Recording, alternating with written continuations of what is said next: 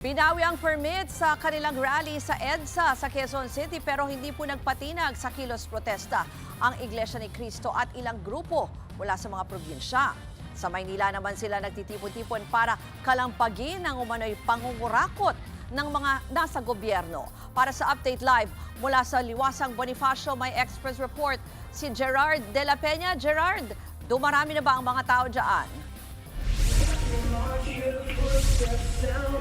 Alam mo, Ruth, kaninang bandang tanghali, ang estimate ng pulisya ay nasa 5,000 na yung bilang ng mga protesters dito. Pero ngayon higit na mas marami ng tao dito ngayon at siguro sa tingin natin baka umaabot na ito ng 10,000. At nakaset up na nga itong stage kung saan ginaganap yung isang programa sa ngayon. Nagsama-sama na rito yung grupo ng mga relista mula sa unang distrito ng Batangas at pati na rin ang mga miyembro ng Iglesia ni Cristo na nagmula sa iba't ibang mga probinsya. Habang wala pang programa kanina ay sumilong muna ang mga protesters sa ilalim ng mga puno sa paligid nitong parke.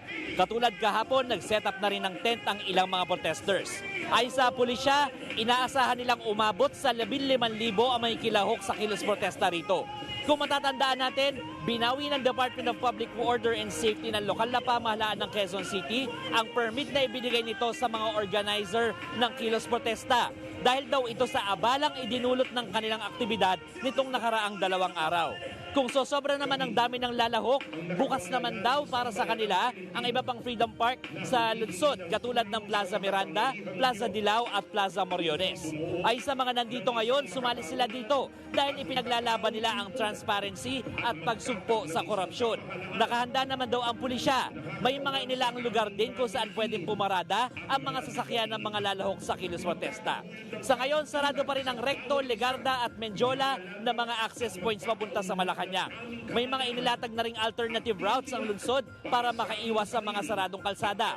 May sapat na police presence sa lugar para masiguro ang kaligtasan ng mga lalahok dito sa rally.